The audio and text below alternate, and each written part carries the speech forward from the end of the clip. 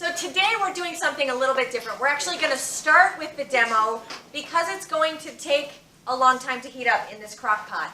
So what we're doing today, I was going to make a very delicious hot chocolate, which you do have the recipe for, and it's wonderful, but I decided to be a little more seasonal. Since it's October when we're doing this, it is not a cold day outside by any means, but it will be cold in this room as it always is. So we're going to make some hot mulled cider. Now the trick with this hot mulled cider is twofold. Okay, this cider has no additives. It's just apples, IPM apples, and I'll go over what IPM means. It's almost like organic.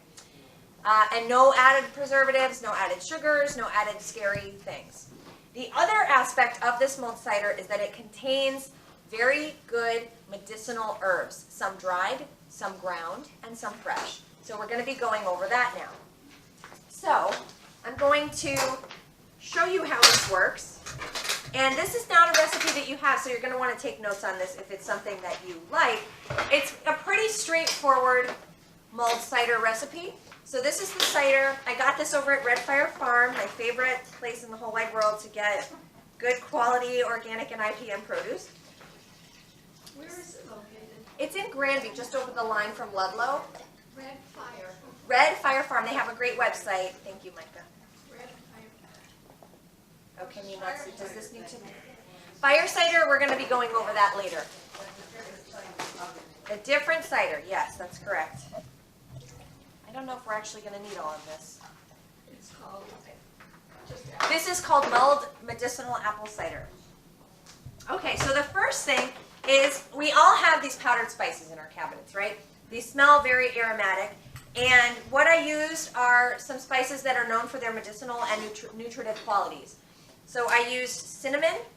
Who can tell me something medicinal that they know about cinnamon? Because there's a lot of our magazines, and yes, lowers your blood sugar. that's right. It helps to keep our blood sugar nice and low by processing and metabolizing the food that we eat more slowly. And However, if you're going to like sprinkle a teaspoon into it, what's that going to do? exactly. I Right. mean, I think I read somewhere like to take a truckload of cinnamon for the rats to So you can, lower their pressure. right, so the more you're using, the better. So this is where food as medicine, don't hold back with cinnamon.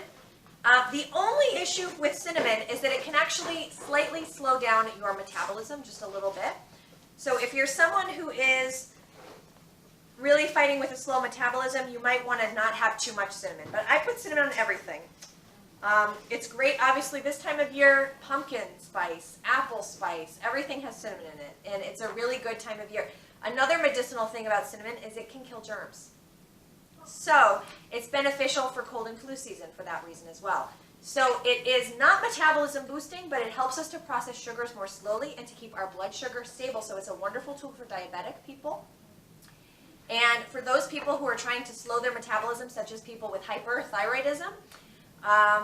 And the other herbs that I put in here, believe it or not, I put a little nutmeg, and nutmeg is very high in nutritive qualities such as magnesium and a lot of other really good stuff. There's some iron in it. And nutmeg is very tasty and aromatic. It complements cinnamon nicely. That's usually what we put, when we're making a pie or something with the cinnamon. And then there's a dash of cayenne. Now, what do we know about cayenne and its medicinal qualities? It is hot, hot, hot. It kills germs like crazy. It also loosens chest and sinus congestion. Okay, it's also anti-inflammatory and pain-killing. So those are some of the benefits to incorporating cayenne. Now, it's not going to be enough where you're like, this hot mulled cider is really hot. It's not going to be like that. It's a dash for the whole thing. So I'm going to dump all of these powdered spices. Now, if you don't have these in the other form I'm about to show you, this can always substitute. Okay? And if I didn't have fresh ginger, I'd be putting powdered ginger in there too. Okay? Because that also has many wonderful medicinal qualities that I'll talk about in just a second. Who knows what this is? Cinnamon stick. So I put cinnamon in already in powdered form, and now I'm going to throw some cinnamon sticks in. Does anybody know this one? I love this one. It's one of my favorite smelling herbs. Star anise, you got it. It's got almost a licoricey fragrance to it. Star anise is wonderful for digestion. It's a very gut-healthy medicinal herb, and this is something that can be put into anything you're mulling.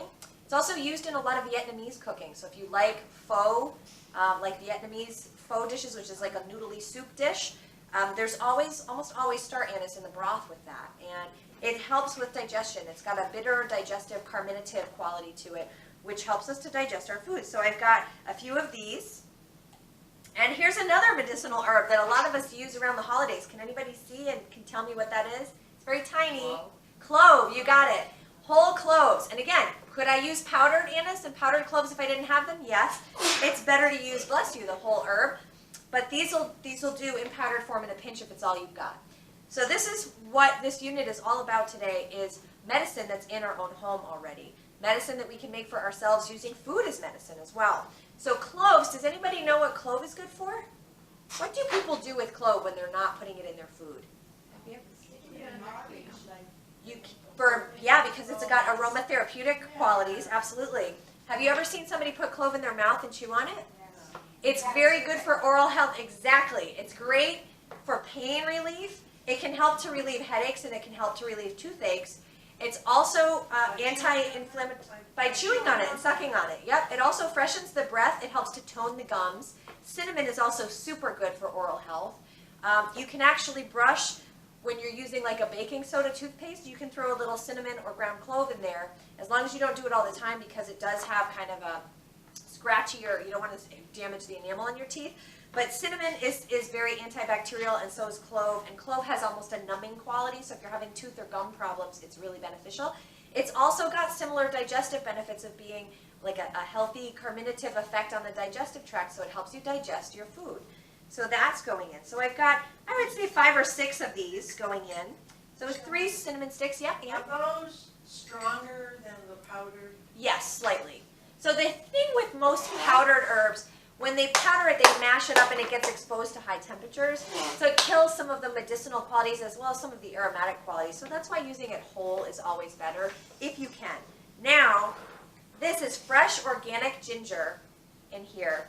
This is also from Red Fire Farm. Now, again, I could use powdered ginger. Ginger also freezes very well, so you can buy a bunch of it grated or chop it really finely and dump it in. So I'm going to be putting ginger in this mulled cider. Does anybody know some of the things that ginger is good for? There's one that we always tell people, go have some ginger ale for what? Right, an upset stomach or nausea, right? That's a big one. And it's a morning sickness remedy. And circulation, along with cayenne, absolutely correct. So ginger gets your blood pumping. It's also, believe it or not, along with cayenne, this is something that will help you to sweat out a fever. If you have a fever and you're taking ginger, you're going to learn more about this. I'm going to tell you about my secret hot toddy that's not so secret anymore, because I'm sharing it with all of you. By having some of these herbs that encourage you to sweat, that's called a diaphoretic herb or food.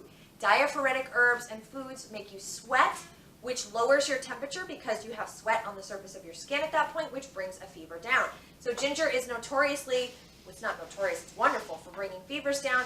It's also really good for loosening congestion because of the fact that it stimulates circulation, just like you said. So you can use ginger topically, you can use cayenne topically, just don't touch your eyes afterwards. And don't use cayenne or ginger right after you get out of a hot bathtub or shower because your pores are open and that's going to burn. So I'm going to put this fresh ginger in, but again, you could absolutely use dried or frozen or whatever you've got. I'm going to give this a quick stir. And then I'm going to turn this on, and we're going to let this heat up during the whole time that we're doing our lessons today. And you're going to have some delicious medicinal mulled cider when we come back from our break in a bit. So that's nice, isn't it? It's a nice treat, and it's very fresh apple cider. One more thing that actually makes this even better for us, believe it or not, this apple cider is unpasteurized, which means it was not exposed to high heat to kill the naturally occurring bacteria and yeast that's in it, that's on the surface of the apples that they mushed into cider. Why is that beneficial? Well, it's gut healthy. When we're having those naturally occurring bacteria and yeast that are on the surfaces of fruits and vegetables, we're encouraging healthy gut growth of bacteria in our digestive tract, which again is going to help us to digest our food more effectively. And it's also going to help our immune system. I'm going to put this on high and then I'm going to turn it down.